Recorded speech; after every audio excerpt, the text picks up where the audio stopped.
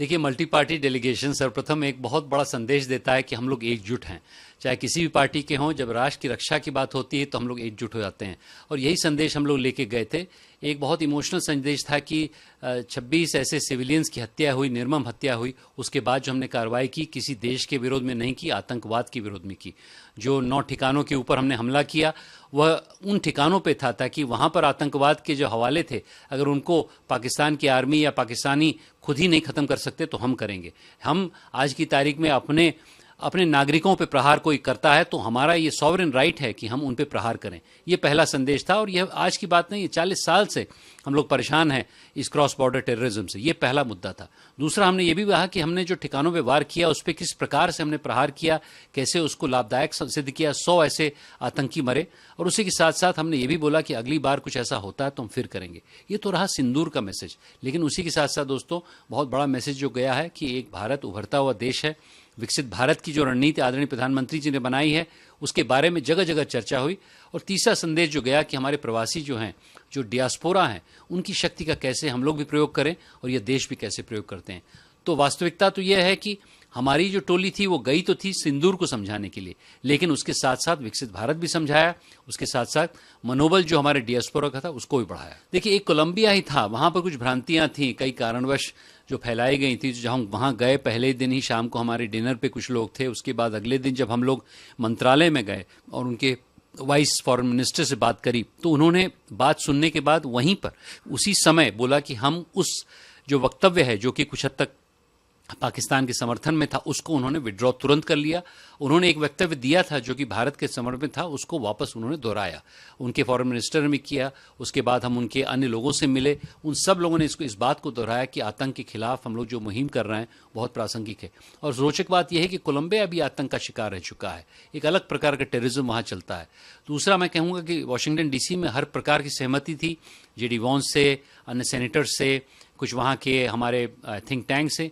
एक जगह जहाँ पर हमने देखा कि एक सेनेटर, उनका नाम मैं नहीं लूँगा, जो कि थोड़ा बहुत पाकिस्तान के पक्ष में था, हमने जाके उनसे मुलाकात करी, उनको भी अपनी तरफ खींचा, उनसे बताया कि इस प्रकार का जो एक तरह से ठिकाने हैं जिन पर हमने वार किया था वो किसी के लिए उपयुक्त नहीं है। 9/11 भी वहीं से हुआ था। उसामा बिन लादेन भी अबोटाबाद में ही उनकी मिलिट्री एकेडमी से 1.5 किलोमीटर दूर पाए गए थे। तो वो जब बात उन्होंने सुनी इन सब चीज़ों को, तो वो भी सहमत हुए कि पाकिस्तानी आतंकियों के खिलाफ सभी वैश्विक स्तर पर हमको काम करना पड़ेगा। मैं तो ये कहूँगा कांग्रेस के नेताओं को कि समय है, सुधर जाइए। यह भारत का ही पक्ष नहीं था, भारत की रक्षा का पक्ष था। और कांग्रेस के नेता कभी भारत का पक्ष रखते नहीं, वो तो परिवार का पक्ष रखते हैं। वो तो परिवार के ऊपर ही नहीं उठ पाते हैं। जो चमचागिरी करे एक परिवार का, वही आगे बढ़ता है। यहाँ पर शशि थरूर जी ने किसी का पक्ष नहीं रखा, एकजुट होकर भारत का पक्ष रखा। और वहाँ पर शशि जी ही नहीं थे, वहाँ पर शिवसेना के एकनाथ शिंदे के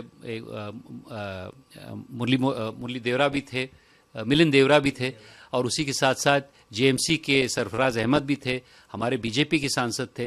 तो हर प्रकार से हर व्यक्ति ने भारत का पक्ष रखा। खासकर कि किसी भी राष्ट्रीय अभियान में जहां पर हमारे निर्दोष नागरिकों को पर प्रहार हुआ, उसमें एकजुट होकर काम करना चाहिए। इसमें मैं चाहता हूं कि नेता प्रतिपक्ष राहुल जी को अपनी बोली बदलनी चाहिए। उनको भी इस प्रकार में सरकार ही नहीं, देश का समर्थन करना है। ये सरकार की बात नहीं, ये तो देश की बात है। बहुत उत्साहित हूं क्योंकि सब लोग डेलीगेशन जगह जगह से अब वापस आए हैं।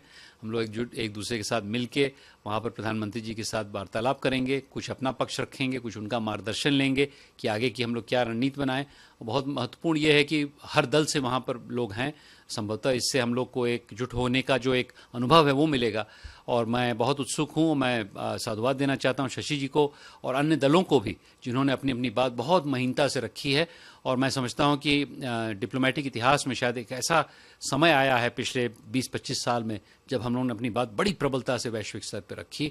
इसके लिए प्रधानमंत्री जी को साधुवाद, क्योंकि उन्होंने ही एक ऑपोजिशन लीडर को हमारे पक्ष का, हमारे डेलीगेशन का अध्यक्ष बनाया। इसके लिए भी बहुत हिम्मत की आवश्यकता है, और जो उन्होंने विवेक का इसमें प्रयोग किया उसके लिए मैं उनको बहुत नमन करता हूँ। देखिए, 11 साल की कई ऐसी चीज़ें हैं जिसके ऊपर मैं टिप्पणी कर सकता हूँ, लेकिन एक बड़ा मुद्दा है जिस पे मैं टिप्पणी करना चाहता हूँ, और कुछ हद तक वो मुझसे व्यक्तिगत रूप से जुड़ा हुआ है। मैं समझता हूँ जिस प्रकार से सांस्कृतिक साहस का प्रयोग आदरणीय प्रधानमंत्री जी ने किया है, वो साधारण परिवार से आते हैं, वो एक छोटे एक शहर से आते हैं।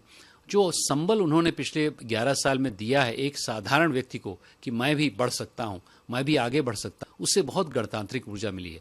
तो मैं आपको ट्रिपल तलाक, राम मंदिर, 370, यहाँ पर जो हम लोगों का शौचालय इतने बनवाए गए, अभी जल जीवन मिशन चल रहा है, महिला उत्थान, इन सब चीज़ें बता सकता हूँ। लेकिन उसके पीछे जो सांस्कृतिक प्रवाह है उससे मैं भी प्रभावित हूँ, क्योंकि आपने देखा होगा इस सर्वदलीय समिति में मैंने हर समय धोती कुर्ता ही पहना है, चाहे वो न्यूयॉर्क में हो, चाहे वो ब्राज़ील में हो, चाहे वो वाशिंगटन डीसी में हो। तो इस प्रकार से जो हम लोग को संबल मिला है, आंतरिक संबल, उससे आत्मनिर्भर होकर भारत आगे बढ़ेगा। उससे हर शक्तिशाली व्यक्ति अपने देश के लिए काम करेगा, सबका प्रयास होगा। इससे मैं बहुत प्रभावित हूं और मेरी भी राजनीति जो 1 साल की रही है सांसद के होने के बाद, वह भी सबके प्रयास से प्रेरित है।